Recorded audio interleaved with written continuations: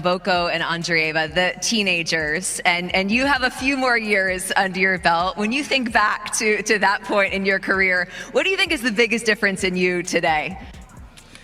Should I say experience? Yeah, you make me look pretty old. Thank you. No, I mean... You're so young. No, I would say experience, probably. Yeah, I don't know what to say to that. All right. The match was over in just 60 minutes, and by every rule of tennis, the story should have ended right there. But as the winners stood waiting for applause, something completely unexpected took over the stadium. The louder the crowd got, the stranger it felt, like the result no longer mattered. And then it hit her. This was not support, it was something else entirely, something powerful enough to rattle even the player who had just dominated every single point. What were the fans really cheering for? Could a loss feel more victorious than a win? And what happens when the energy of thousands refuses to follow the scoreboard?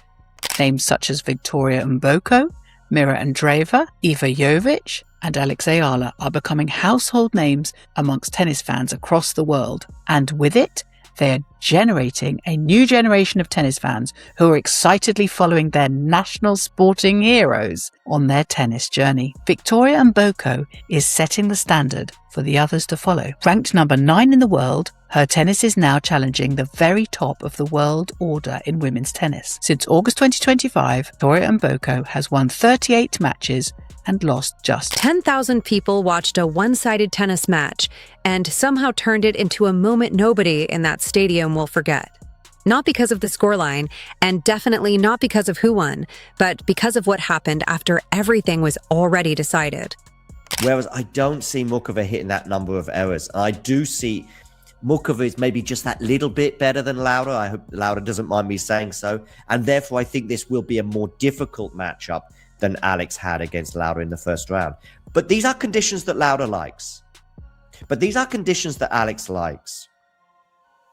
So how do I see this one going? It's a tricky one to call. But a bit like Fergus but I see this being a 3-set win for Karolína Muchová walked onto that court expecting control, rhythm, and a straightforward night. On paper, it was exactly that. A top 15 player, fresh off a major title run, facing a rising star still figuring out how to handle the weight of expectation. Experience versus momentum. Precision versus passion. It looked like a mismatch dressed up as a headline. Is she the biggest draw in women's tennis right now? Yes. Is she bigger than Sabalenka? Is she bigger than Coco? Dude, it's crazy. She's having the same effect that Fonseca was having, like, on the men's side last year in Miami. It's like Fonseca, but I think it's bigger than Fonseca. It is. Yeah, it is. Like, the Doha, like, crowds were insane for her last week. If she wins a slam, it would be like one of the biggest things in the world. Yeah, correct. She's definitely one to watch, obviously because she's so good, but just for the atmosphere. You want to tune into her matches just to see what it's like on the court. It's got to be like a little jealousy maybe from some of the women, that girls coming in. And for 60 minutes, it played out exactly how everyone predicted. But then something shifted, and it had nothing to do with tennis. Because while the scoreboard told one story, the stands were writing a completely different one. So it is 40-30. 40-30 here. Still match point, but it is the third one for Karolina Muchová. Where are you going to go with this serve? Out wide, decent forehand return, but now she comes into the net with a really good forehand of her own. Now she's got a smash to attack. She puts it away, and Karolina Muchová, in exactly 1 hour, beats Alex Eala 6-love, 6-2. It's the same scoreline which we saw, or losing 2 games or winning just 2 games, the same scoreline that Alex Eala, of course, lost to both Coco Gauff and... Across the net stood Alex Eala, a player who had already rewritten expectations just by being there. Ranked outside the elite not long ago, now carrying the emotional weight of an entire nation every time she steps onto the court. And in Miami, she did not arrive alone. She arrived with an army. Those 10,000 Filipino fans did not come quietly, and they certainly did not come to sit politely through a defeat. They came to be heard. And they stayed that way, even when things started going wrong. The first set disappeared in a blur. 6 games to love.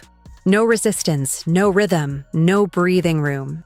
It was the kind of set that usually drains the energy out of a stadium, the kind that makes crowds shrink into silence, while the scoreboard quietly confirms what everyone already knows. Except this time, silence never arrived. Instead, the noise grew louder. Every rally, every point, every small flicker of effort from Eala was met with chants that refused to acknowledge reality. It was not denial. It was something far more powerful. She was winning comfortably, but it did not feel comfortable. That tension followed her into the second set, where the pattern repeated itself. Early break, then another. The gap widened again, and for a brief moment, it looked like the match might spiral into something even more brutal. That is a 79% win rate. In this time, she has won the WTA 1000 title in Montreal, as well as the WTA 250 Hong Kong Open title in November. Certainly both Victoria Mboko and Alex Eala appear to be managing the noise around them very well. Since the Australian Open, Iva Jovic has begun to feel a different level of expectation on her shoulders. Every win is somehow harder to achieve in this period until the player gets used to their... But then Eala held serve. One game, just one. And the reaction inside that stadium felt completely disproportionate to what had just happened. The crowd exploded as if a title had been secured. Flags waved. Voices surged. The energy snapped into something almost celebratory, even though the match was still slipping away. That reaction did something subtle but undeniable. It reached the other side of the net.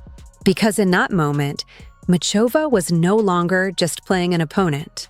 She was playing inside an emotional storm that refused to match the reality of the match she was winning. And that is what she later tried to explain, carefully, almost cautiously. She admitted that it was not easy, even while dominating. That staying focused required effort. That the atmosphere forced her to keep reminding herself to stay locked in, to keep pushing, to not get distracted. That is the unspoken rhythm of the sport. But this crowd refused to follow that rhythm. They created their own. And to understand why, you have to understand what Eala represents. She is not just another young player climbing the rankings. She is the rare kind of athlete who changes how an entire country interacts with a sport. Coming out of the Rafael Nadal Academy, she spent years developing far from home, building quietly while tennis remained a background sport in the Philippines. Obviously, in the fourth round back here in Miami, and you'll get to face Karolína Muchová, I believe, for the first time. Just what are your thoughts on, playing her? She won in Doha a month ago. Just, your initial thoughts on playing her. Yeah, I'm really excited. I haven't thought about it much. I haven't had time to think about it much, but she's obviously a great player and is doing really well. A couple of years back, I watched one of her finals, and I was really impressed. So to be put in a position to compete against her is a real privilege and gonna be a test for sure. Then came her breakthrough. The 2025 Miami run did not just elevate her ranking, it flipped a switch. Suddenly, tennis was no longer distant. It was personal. It was visible. It was something people could rally around. And by 2026, that support had evolved into something the tour was not fully prepared for. Because wherever she played, it stopped feeling neutral. It started feeling like home. Players noticed it. Opponents mentioned it. Analysts kept circling back to the same idea. This was not normal crowd behavior. And in Miami, it reached its peak. The size of the venue allowed it. The Filipino community showed up in numbers. The energy multiplied. And what should have been just another match turned into something closer to a national event.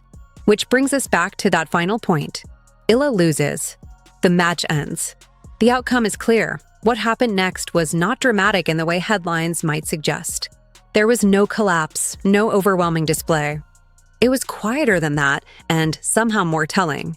During her post-match interview, there was a shift, a pause in her composure, a subtle struggle to fully articulate what she had just experienced. Because this was unfamiliar territory. Performance today. You only dropped 2 games. When you're playing well, it just looks so easy from the outside, so smooth on the court. How does it feel to you? Thank you very much. Yeah, honestly, today it felt pretty good.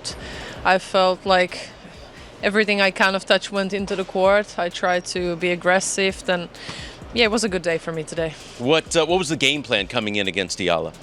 The game plan, well, I just wanted to control the game because I know she can be very dangerous, especially here. She had amazing result even last year. And for Muchova, it clearly did. She acknowledged the crowd. She spoke about the difficulty of staying focused. She hinted at the pressure of playing in that kind of atmosphere, even while winning. And for a player who has never hidden her emotions, that moment carried weight, not because she lost control, but because she did not expect to feel anything at all. Yet she did. That is the part people cannot quite explain, but everyone who watched could sense. Because what those fans demonstrated was something rare in modern sports. Support that does not disappear when things go wrong. Energy that does not turn negative when expectations collapse. The ripple effects are already visible. Eala's ranking may take a hit from this loss, but her influence is moving in the opposite direction. The Women's Tennis Association has already leaned into the momentum, expanding its footprint in the Philippines and recognizing the surge in engagement that follows her wherever she plays, but she also walked away with something unexpected, something that had nothing to do with rankings or statistics. She walked away having felt the force of a crowd that refused to behave the way tennis crowds usually do. And that feeling stayed with her, because in the end, the scoreboard captured the result, but it completely missed the moment. Alex for quite some time. Yes. You've had several interviews with her. I guess let's start with the match today. What did you see after this match? The kind of resilience she showed to us, losing the first set and coming back. Well, she's always had a great amount of resilience, which has been amazing about her. She's such a fighter, which you just absolutely fall in love with as an athlete. But I think the toughest part is she's coming here in a very different position than she came last year. Last year, she was virtually an unknown. She made this magnificent run, took out Iga Swiatek and so forth, and then she just had this army of followers who she means so much to. Coming back this year, the expectations are very different. Eala lost the match in just over an hour. But those 10,000 fans turned that loss into something that echoed far beyond the court. They turned it into a statement. And standing right in the middle of it, racket still in hand, Muchova could not ignore what she had just witnessed. That is why this story lingers. Because sometimes, the most powerful thing that happens in sports has nothing to do with who wins, and everything to do with who refuses to stop believing. And the unsettling part for the rest of the tour is this: that belief is not fading anytime soon. Because what happened in Miami did not feel like a one-off emotional spike. It felt structured, almost organized, like a movement that has figured out its identity and now knows exactly how to show up, no matter the circumstances. The volume, the coordination, the timing of those chants, it all carried the rhythm of something that has been building for a while. And that is where things quietly become uncomfortable for everyone else. That question is already starting to hover over future matchups. Because the next opponent will not just be facing Alex Eala. They will be stepping into an atmosphere that can swing momentum without warning, that can turn a single point into a surge of noise. And that can make even routine moments feel heavier than they should. It is the kind of intangible factor that statistics cannot measure, but players immediately recognize. The phrase spoonful of gratitude and how you kind of embraced, that throughout the past year, and this, was a place where it kind of made your breakthrough moment. Just kind of when you mention that phrase, where does that gratitude, come from? I think the fact I recognize that I'm also blessed to be living my life, or the life that I live. Of course, I've earned it. I've definitely earned it. I've put in the work. That's not to be questioned. But then again, I think it's so important to be grateful for what you have. I've witnessed poverty, And here is where the story takes another turn, one that goes beyond the court and into something much larger. Because what those fans created in Miami is starting to reshape how the sport itself responds to Eala. Tournament organizers are paying attention, not just because of her results, but because of what follows her. Packed stands, engaged audiences, a level of emotional investment that transforms early round matches into headline events. That kind of energy is valuable, and the Women's Tennis Association understands that. It is no coincidence that new initiatives, new tournaments, and expanded interest in regions like the Philippines are suddenly gaining traction. When a player brings an entire audience with them, the sport adjusts. It has to, because there is a fine line between atmosphere and disruption, but even she admitted it was not simple. Even she felt it. And that admission matters more than it might seem. Because when a top player openly acknowledges that the crowd made things mentally demanding during a dominant performance, it sends a signal to everyone else on the tour. It tells them this is real. It tells them this is something they will have to deal with. And it tells them that ignoring it is not an option. Well, I try to control the game, keep myself at the baseline, play aggressive, and yeah, worked so far pretty good. It did. I mean, love and two. It was a couple of years ago that you had 6 matches in a row where you won a set by either 6-love or 6-1. Oh, We're really? seeing that again. Yeah. I didn't know that. What is it about your game, do you think, that when you're flowing, you can just dominate a set like that? I never think of it, honestly, in this way. So, yeah, it's honestly not easy. You know, when you keep winning, then as well, I have thoughts like, okay, I still have to keep. That is where the psychological layer begins to creep in. Because the next time someone faces Eala in a tight match, those memories will be there. The noise after every point. The chants that refuse to fade. The feeling that the entire stadium is leaning in one direction, regardless of what the scoreboard says. That kind of pressure accumulates. Not all at once, but gradually, point by point, moment by moment. And if Miami proved anything, it is that those fans are not waiting for permission to create that environment. Still, there is another side to this story that makes it even more compelling. Because while the crowd created something powerful, Eala herself did not hide from the reality of what happened on the court. She did not lean on excuses. She did not deflect. She did not shift the focus away from her performance. Instead, she acknowledged it plainly. She admitted that she did not play her best. She recognized the level that Muchova brought, and that is where things get even more interesting. Because if this level of support already exists while she is still developing, what happens when the results start matching the energy? What happens when those chants are not just backing resilience, but reinforcing dominance? That is the question quietly sitting in the background now. If you lose earlier, you lose those points from last year and your ranking drops. So there's a lot of... We don't really quite understand so just yet. Exactly. So let's say I'm using random numbers. You make 100 points and your ranking is 20 in the world. If this year you only make 20, you lose those 80. So your ranking then drops. So she has a lot of pressure on her here, but I thought in spite of all of that, she handled herself so well. She's got so much class, so much grace, and she's fun to watch. I think there are a couple of things she needs to continue to improve and get better, but her heart, that was the number one thing today. And now the question becomes unavoidable. What happens when this becomes the norm instead of the exception? What happens when more players start drawing that kind of support, when more matches start feeling like this, when the emotional dynamics of the sport begin to shift? Because if there is one thing the tennis world has learned over the years, it is that change rarely announces itself loudly at the beginning. It starts with moments like this. Moments that feel unique at first, almost isolated, until they start repeating themselves in different places, with different players, under different circumstances. And suddenly, what once felt unusual becomes expected. That is where this could be heading. But as she stood there, trying to put words to what she had just felt, it was clear that something else had taken place alongside that victory, but felt in the way 10,000 people refused to let the story end with a defeat. And in a sport that has seen almost everything, that might be the most disruptive force of all,